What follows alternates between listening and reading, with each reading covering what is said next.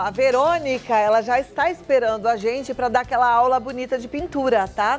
Ela sempre está ensinando técnicas diferentes e hoje ela vai ensinar a gente a fazer rosas com a técnica da pincelada com efeito riscado, luz e sombra. Então, atenção aqui, porque a Verônica começa a aula agora. Boa tarde, Vê, como é que vai você?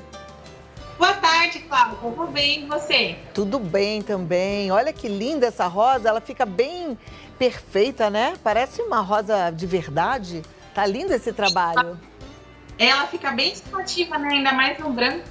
Muito linda. A gente vai aprender a fazer essa rosa. Isso, eu vou ensinar algumas dicas bem legais pra gente fazer todas essas pétalas. Então vamos lá, pode começar. Tá, eu vou só mudar um pouquinho a posição da câmera pra chegar bem pertinho pra vocês verem os detalhes, tá bom? Maravilha, bora lá. Perfeito.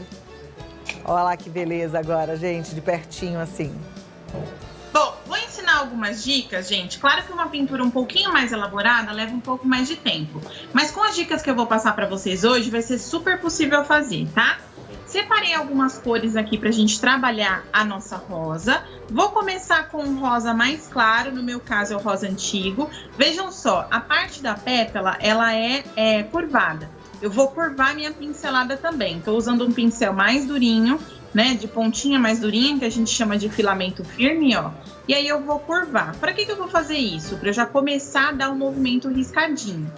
Fiz isso com um tom do rosinha, vou pegar um pouquinho do púrpura na pontinha do pincel, ó, bem na pontinha, colocar aqui e vou puxar também, ó. Sempre levantando o pincel no final e lembrando de colocar bastante tinta no pincel, porque a gente está fazendo preenchimento. Então, o que acontece? Quando eu tô fazendo detalhes, pouca tinta no pincel. Preenchimento, bastante tinta. Mais uma vez o púrpura aqui e eu vou vir, ó, de baixo para cima, ó. Levantando o pincel para já começar os nossos efeitos riscadinhos. Mais um pouquinho aqui.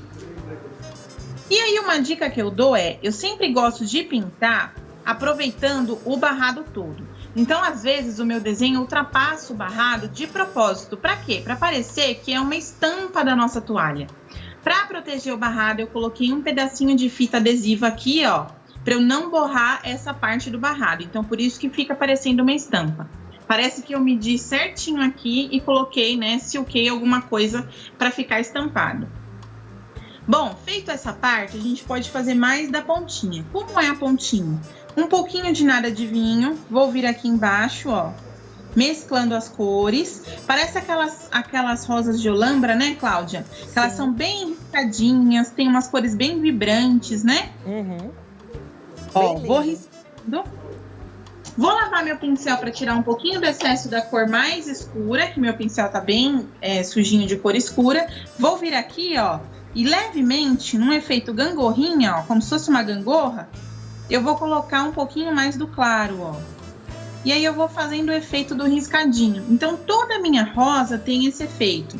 Aqui a gente pode fazer uns apertões, olha só, para ficar aquela dobrinha bonitinha. Tá vendo? Aí, perto da sépala, a sépala é essa parte verde, né? As folhinhas de baixo que envolvem a nossa rosa. Eu vou colocar um pouquinho do branco aqui embaixo, ó. Lavei o pincel, né? Porque para pegar uma cor e o branco ficar puro, é interessante a gente lavar. E aí, vou lavar novamente. Vou pegar um pouquinho de nada do meu verde kiwi e colocar aqui na ponta. Aí vocês vão falar assim, nossa, Vê, mas eu vou fazer esse mesmo movimento na rosa toda? Vai sim. Quando tiver viradinho, você vai fazer os apertões. Quando tiver riscadinho, vai seguir o movimento do risco, que é muito importante. Vamos fazer mais um pedacinho e depois eu vou mostrar para vocês um pouco de sombra e luz, tá? Então aqui, ó, vou de novo com um riscadinho. Vou mudar o movimento, ó. Se aqui eu fiz curvado, aqui parece um leque, eu vou fazer a minha pincelada seguindo esse leque, ó. Uhum. Tá bem?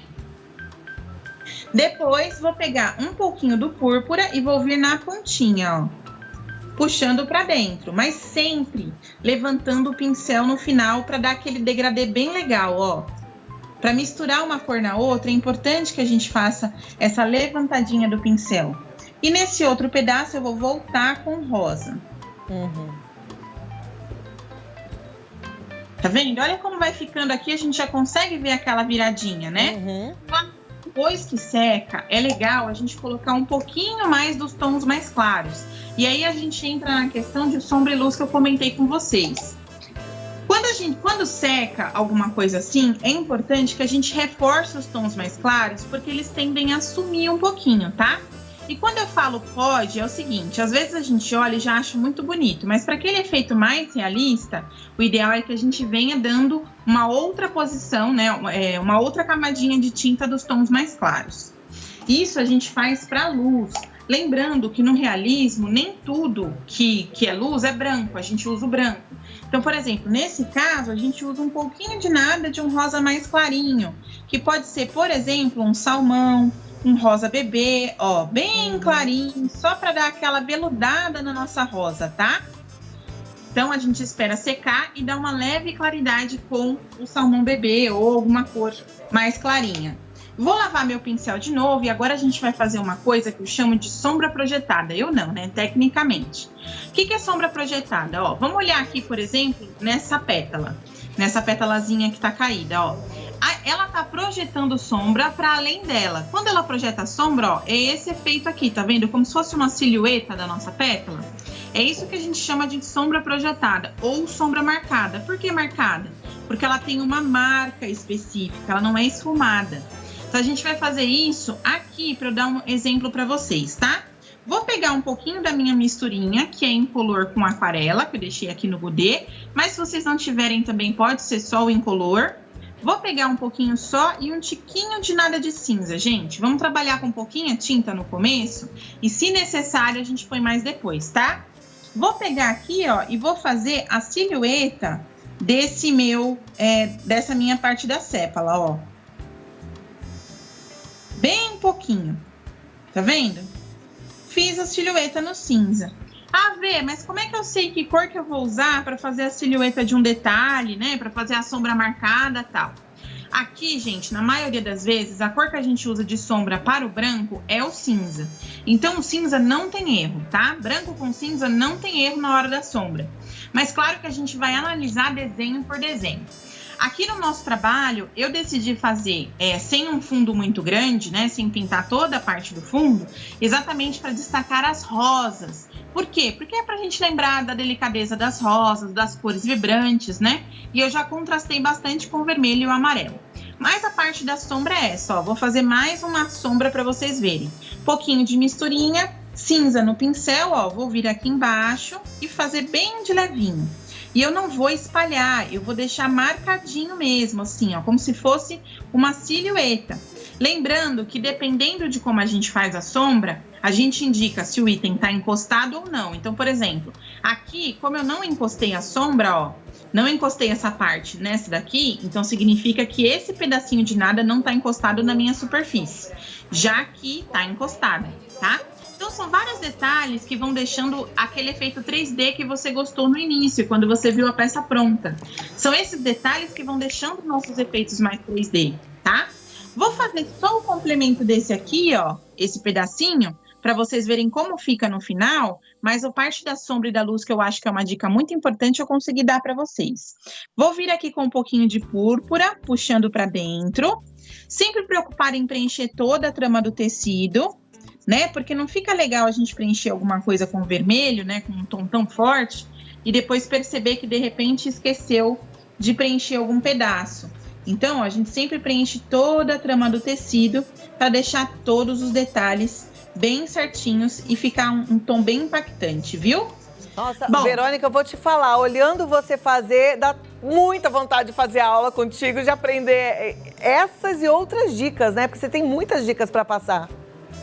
Sim, então assim, essas foram algumas dicas que vocês podem aproveitar em qualquer tipo de pintura, não necessariamente só na rosa. Então, por exemplo, vou fazer uma maçã realista. Como é o efeito de luz e sombra? Sempre pinta seguindo o desenho da nossa maçã. A mesma coisa para sombra, vou fazer a sombra mais marcada. Então, siga trabalhando cores mais suaves e que combinem com o contexto do seu desenho. Como eu falei, branco e cinza não tem erro. Então, se você tem muita dificuldade com sombra, por exemplo, porque eu sei que é um tema que sempre me perguntam nas aulas online, tentem focar assim, trabalhem com cores um pouco mais neutras no começo, até você ir pegando o jeitinho da sombra e da luz. Nossa, fantástico. Meus parabéns. Vou passar aqui seus contatos e a turma vai fazer aula online com você, tá bom? Tá bom, muito obrigada. Beijo, Verônica. Gente, é pra fazer aula com ela mesmo, é Verartes e Presentes. Verartes e Presentes no Face ou Verartes no Instagram. Você viu que a gente olha, acha que não vai conseguir fazer, quando ela começa a ensinar, a gente fica até com vontade de comprar pincel, tinta. Bora trabalhar, né?